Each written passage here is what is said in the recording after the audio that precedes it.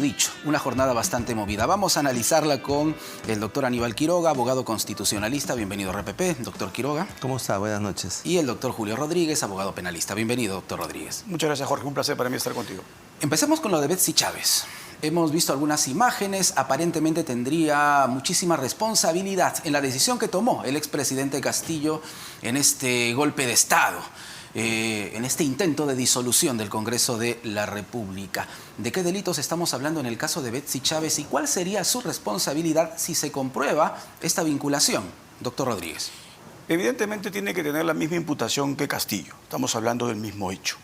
En ese orden de ideas, la posibilidad que el Ministerio Público ha encontrado es eventualmente un delito de rebelión que tiene varias modalidades típicas y eventualmente al tratarse de una investigación preliminar, pues ya la Fiscalía irá definiendo de manera específica a lo largo de la acumulación de elementos de prueba cuál es en concreto la modalidad que le atribuye.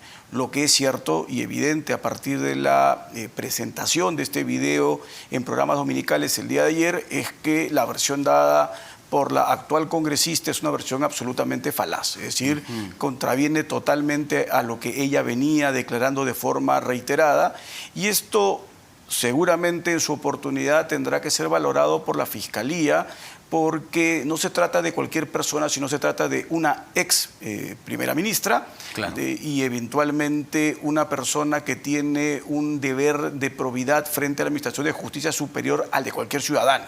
Esto ya está establecido en dogmática penal en diversas decisiones de nuestros tribunales, que el grado de protección que le debe el funcionario público al correcto funcionamiento de la administración es de manera significativa mucho más alta que el ciudadano de a pie.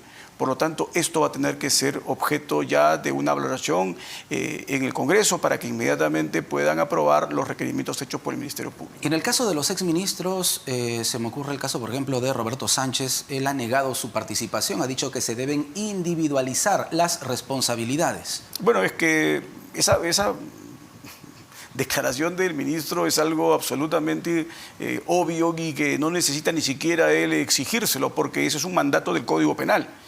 Cada uno en el Código Penal establece claramente una regla que es elemental. Yo respondo por mis actos, no respondo por los actos de los demás, salvo excepciones como siempre hay en derecho. Pero la regla es, cada uno va a responder funcionalmente por sus competencias y adicionalmente a ello se tendrá que establecer cuál fue el rol que tuvieron en ese acto evidentemente delictivo. Doctor Quiroga, se habla también de una denuncia constitucional en contra de Betsy Chávez, sí, congresista. ¿Cuál es el camino? Bueno, el procedimiento que está previsto en la Constitución y que desarrolla el Reglamento del Congreso establece como 3 instancias, ¿no? Primero, la Subcomisión de Acusaciones Constitucionales, que es una subespecie de la Comisión Permanente, luego la propia Comisión Permanente y de ahí el Pleno sin la participación de la Comisión Permanente. Hoy día lo que ha habido es la aprobación en la Subcomisión de Acusaciones Constitucionales por 17 votos de la procedencia de esta acusación y la suspensión, en caso de que el Pleno así lo decida, de esos congresistas, ¿no? Es decir, si se les levanta el fuero y pasan al Poder Judicial, en este caso a nivel de la Corte Suprema, también serían suspendidos como congresistas, como el caso de Kenji Fujimori, por ejemplo, y serían llamados sus accesitarios. Dejarían por el tiempo que dure el proceso, a condición de que sean encontrados culpables, dejarían de ser congresistas, ¿no? Solo retomarían su curul si es que son absueltos, en definitiva, por el Poder Judicial y si es que el tiempo alcanza, ¿no? Digamos, si es que son absueltos en un año y medio, ¿no? Si el proceso dura más, ya no regresarían más al Congreso. Es un paso importante. Yo creo que la subcomisión ha hecho un buen trabajo. Encuentro que el manejo de la subcomisión y particularmente de su presidencia es bastante prolijo y creo que además tienen que responder. A mí siempre me ha llamado la atención porque es que un acto tan complicado y tan difícil de digerir en democracia como un golpe de Estado pasa casi desapercibido, ¿no? He extrañado, por ejemplo, que no se haga una megacomisión para investigar el golpe de Estado. Recuerdo mucho haber visto en mi juventud una película de Costa Gravas, Z, que hablaba de un golpe de Estado en Grecia, ¿no? Y cómo pasan luego todos desfilando por el Congreso de la República para dar sus responsabilidades. Y lo que hemos visto es justamente este alcance de responsabilidad. Lo que se ha querido decir es que eso fue un acto unilateral y casi singular del expresidente Castillo. Pero un golpe de Estado, tanto los que fracasan como los que son exitosos, nunca se hacen solos, nunca se hacen por una sola persona. hay, por ejemplo, elementos del discurso de Castillo que son exactamente iguales del discurso del expresidente Torres, premier Torres. Es casi clonado. Uno podría decir que lo que está en el texto es lo que se dijo en algún momento en un discurso. Claro, se refiere usted a términos jurídicos que no manejaba el expresidente Pedro Castillo. Las propias ideas, ¿no?, de cerrar el Congreso, de la oposición absolutamente obtusa, de la prensa servir o lo que fuere, que está ahí, es cuestión de comparar el discurso con el texto. Y luego de eso, lo que hemos visto después el domingo es cómo ha habido toda una parafernalia, ¿no? Y lo que también tiene que investigarse es qué ocurrió el fin de semana.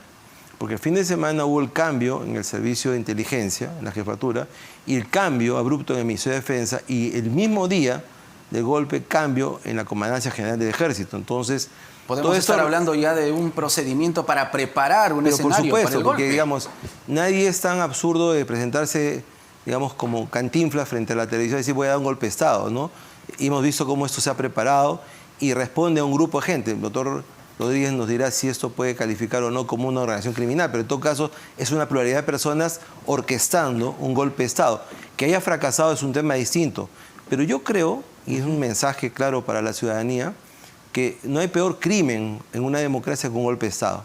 Hay muchos crímenes que son alevosos, el genocidio, la violación, en fin, el narcotráfico, ¿no? Pero frente a una democracia y frente a un Estado constitucional no hay peor crimen que un golpe de Estado. Intentar golpe de Estado es algo que ya uno no puede digerir en el siglo XXI, ¿no? Quienes estuvieron a cargo de este golpe de Estado entonces, doctor Rodríguez, ¿podrían haber formado parte de una organización criminal? Definitivamente. Ahí el doctor Quiroga tiene toda la razón, porque, y además, haciendo un análisis detallado del video, se ve no solamente la presencia de una persona, sino de varias personas que interactúan con Castillo Terrones. Por lo tanto, no estamos de ninguna manera valorando el comportamiento aislado de un sujeto, sino estamos valorando en su conjunto todo lo que se fue estructurando. Esto no es algo que se concibió 2 o 3 días antes, cuando se tenía, entre comillas, una cierta información de que era probable su vacancia. Esto se fue básicamente manejando desde los primeros meses de gobierno. El solo hecho de tener estos famosos y, creo yo, ridículos consejos de ministros descentralizados no tenían otro objetivo que ir realizando una labor de control, una labor de ir incorporando una suerte de autoridades, de personas vinculadas a movimientos subversivos para tratar de desestabilizar el orden constitucional. Y es cierto también lo que dice el doctor Quiroga, tenemos una serie de bienes jurídicos, pero el ataque más severo contra el correcto funcionamiento del Estado de Derecho es un golpe de Estado, que intentado o materializado sigue siendo penalmente castigado. Porque algunos han presentado la acción del expresidente Castillo como un hecho aislado, que un día se levantó de su cama el exmandatario y se le ocurrió hacer un golpe de Estado. Yo como ministro no sabía nada. Benji Espinosa, su ex abogado, dice también, no, la noche anterior él estaba seguro de que iba a asistir al Congreso. Entonces, ¿fue así o estamos hablando de algo planificado? Siempre es una cosa planificada. Planificada, entonces. Mire, el golpe de Estado de Velasco supuestamente se trabajó por lo menos 1 año y medio en el edificio Marzano, ¿no? El golpe de Estado de Fujimori probablemente se empezó a pergueñar desde el mismo momento que ganó las elecciones con el famoso Plan Verde, ¿no? Entonces, el golpe de Estado de Castillo yo creo que se empieza a gestar desde el mismo momento que él asume la presidencia, porque de alguna manera no tenía la mayoría en el Congreso y sabía que para llegar a una asamblea constituyente, para llegar a lo que querían, a retener el poder al cual se accede democráticamente, no había otra forma que triturar al Congreso y sojuzgar a las principales instituciones.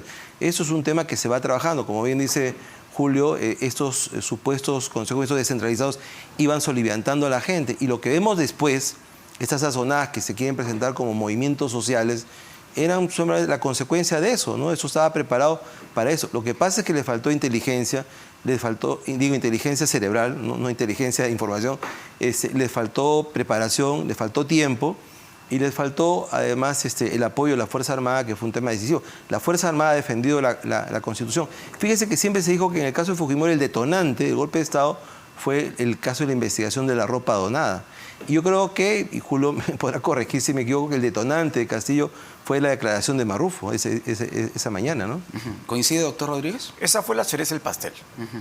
Ahí coincido con el doctor Quiroga porque estábamos hablando de una permanente presencia del Ministerio Público en los actos criminales, presentación de denuncias, evidenciando el comportamiento no solo de Castillo de forma aislada con determinados funcionarios, sino la construcción de una suerte de poder paralelo con el único objetivo, y el día de hoy sí lo podemos claramente mencionar, de tomar el Estado no solo para retenerlo indefinidamente en el tiempo, sino para convertirlo en un botín.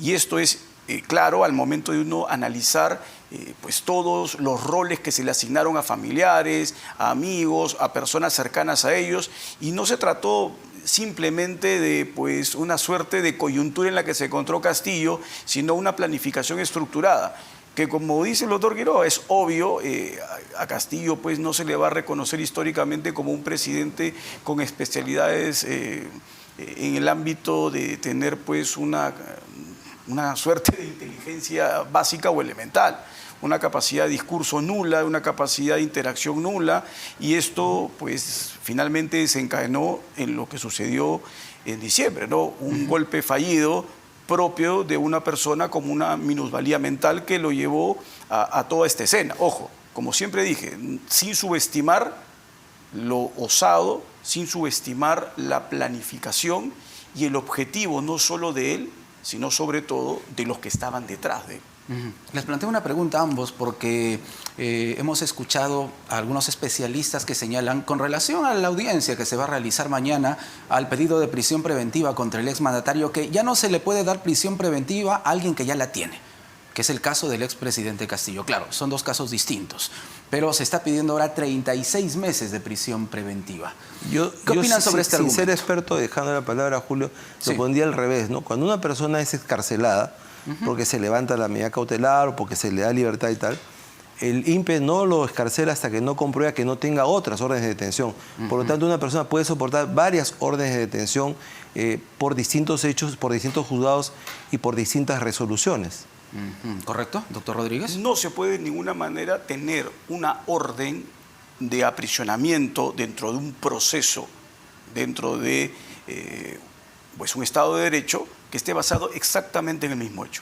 Si son casos distintos, definitivamente se puede tener varias órdenes de detención que emanan de las autoridades competentes y que tienen que estar basados en elementos de convicción distintos que sustentan esos casos y obviamente en comportamientos procesales de carácter evidentemente diferenciado. Para que quede claro, entonces, sí se le puede dar otra prisión preventiva al expresidente Castillo, a pesar de que ahora está cargando con una. Así es, porque con la que carga el día de hoy está basada en el delito que cometió en flagrancia.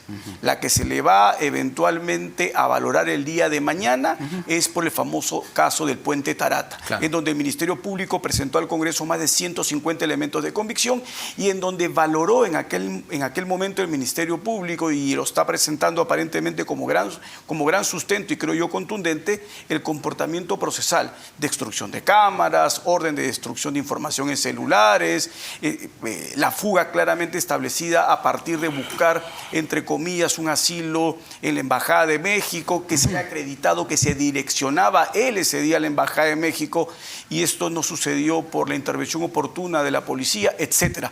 Todo eso le da al Ministerio Público una clara sustentación en ese momento de un peligro procesal importante, distinto al del día de hoy, porque el día de hoy el Ministerio Público tiene clarísimamente evidenciado también el comportamiento que ha tenido Castillo al interior del establecimiento penitenciario, dando ciertas órdenes, mandando a sus correligionarios en el ámbito de la organización criminal a boicotear a la Fiscalía, a amenazar testigos, como ya se ha sido mencionando a través de medios de comunicación. Ese es otro comportamiento procesal que el Ministerio Público tendrá que evaluar y el juez en su momento lo tomará para decidir esta prisión preventiva que está pronto a ser objeto de audiencia el día de mañana. Eso en lo que se refiere al expresidente Pedro Castillo. Hablemos ahora de la mandataria Dina Boluarte. Ella también va a tener que presentarse ante el Ministerio Público por las muertes ocurridas durante las protestas, el enfrentamiento, este conflicto social que todavía vive en nuestro país. ¿Cuál es su situación constitucionalmente, doctor Quiroga? Bueno, ella está protegida por el artículo 117 de la Constitución, que faculta al Ministerio Público, ahora se sabe, hacer investigaciones, ¿no? Y tiene el privilegio señalar el lugar en donde va a declarar, bien en Palacio de Gobierno, bien en su domicilio o bien en la Fiscalía. Ella ha dicho que va a ir a la Fiscalía. Yo creo que siendo un privilegio poder citar a la Fiscalía de la Nación en Palacio o en su domicilio, creo que es un acto democrático ir a la Fiscalía, ¿no? Sobre todo cuando, digamos, el Ministerio Público ha tenido una actividad muy proactiva. La Fiscalía de la Nación ha sido muy valiente y de alguna manera ha llevado adelante las investigaciones contra el expresidente Castillo.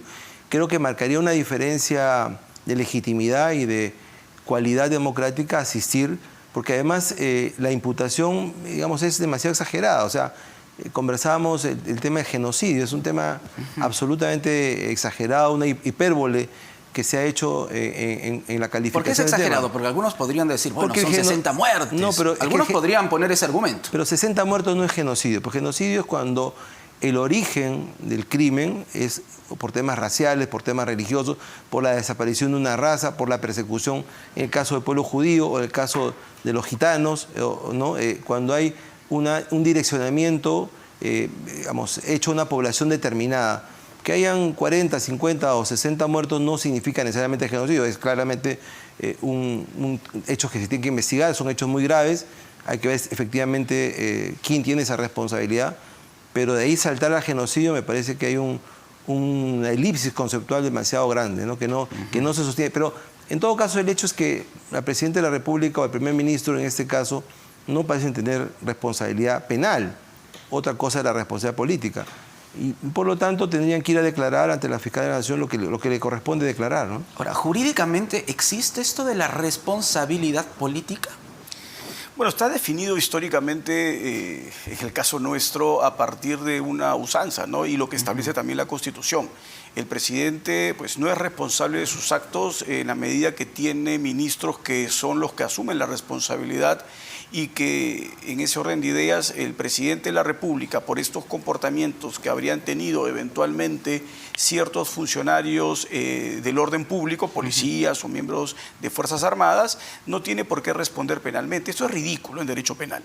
Si no, usted imagínese una gran corporación, una gran empresa, una transnacional en donde pues, el empleado de esa transnacional toma un automóvil, atropellan a alguien y usted va a responsabilizar penalmente al dueño de la compañía que está en cualquier otro país de esa muerte. No tiene sentido. Entonces no podemos confundir la responsabilidad que le toca penalmente, que como volvemos a repetir a razón de su pregunta, Jorge, es personalísima, y la responsabilidad que le toca políticamente en virtud de las decisiones que se han tomado. Genocidio. No entra. Pues, ¿Es un exceso hablar de genocidio en el caso de Dina Boluarte? No solo es un exceso, sino que no encuadra en el delito. O sea, los delitos tienen definido claramente un comportamiento. Los actos genocidas tampoco están ligados al quantum de personas, porque imagínese usted que hay una población en nuestra Amazonía que tiene simplemente 50 ciudadanos que la conforman y usted busca desaparecer esos 50 ciudadanos, eso va a ser genocidio, porque está desapareciendo una etnia. La cantidad no lo define, pueden ser 2000 y no puede necesariamente ser genocidio. El acto genocida es buscar atentar contra determinado grupo social basándose en sus condiciones específicas, temas de raza, temas políticos, temas religiosos. Entonces, si no tenemos ese escenario allí colocado, no se puede de ninguna manera encuadrarlo en un genocidio. Que la policía puede eventualmente haber tenido excesos, esto es una posibilidad que solo podrá quedar esclarecida en la medida que las investigaciones así lo arrojen y responderán los órganos encargados de dar las órdenes y ejecutar estos operativos. Les hago una pregunta final, les robo una respuesta de 30 segundos a ambos. Muchos dicen, Dina Boluarte no quiere renunciar porque si renuncia va a ir directamente a la cárcel.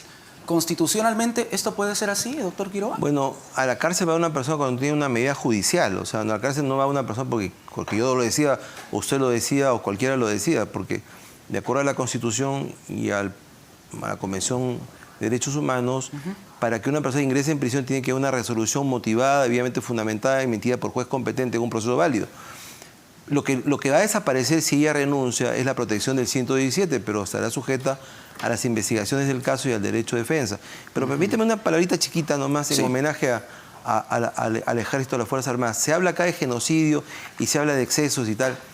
Y hoy día han fallecido 5 o 6 soldados ahogados, 6 soldados en el río Ilave perseguidos por una turba que los estaba lapidando a pedradas, ¿no es cierto? Y nadie rescata eso. Eso no es calificado como lo que es, como un acto salvaje contra miembros de las fuerzas de seguridad que no hacen otra cosa más que proteger el orden y la seguridad de los ciudadanos. Creo que ahí tenemos que poner una justa dimensión a las cosas. Doctor Rodríguez, 30 segundos, por favor. La mandataria Dina Boluarte podría ir a la cárcel si renuncia, así como dicen sus críticos. Eso es absurdo. Eso es también un discurso que busca generar cierto tipo de temor en las decisiones que vaya a tomar la actual presidenta de la República. Ella, como dice Aníbal, solamente podrá ir a un establecimiento penitenciario cuando exista la orden legítima en un proceso válido de un juez competente para poder responsabilizarla por algún tipo de acto. Solo allí. Y cierro la idea que comentó Aníbal con lo del día de hoy. Me parece que hay que denominar las acciones por lo que son. Yo creo que ese grupo de personas que atacaron a los miembros de nuestro ejército peruano no son vándalos, no son salvajes, son delincuentes subversivos. La subversión ha tomado otro cariz y hay que estar atentos para poder combatirlos. Gracias a ambos. Julio Rodríguez, abogado penalista, Aníbal Quiroga, abogado constitucionalista. Muchísimas gracias. A usted, Ellos Jorge. están aquí en los estudios de RPP y han contestado nuestras preguntas sin vueltas. Volvemos con más.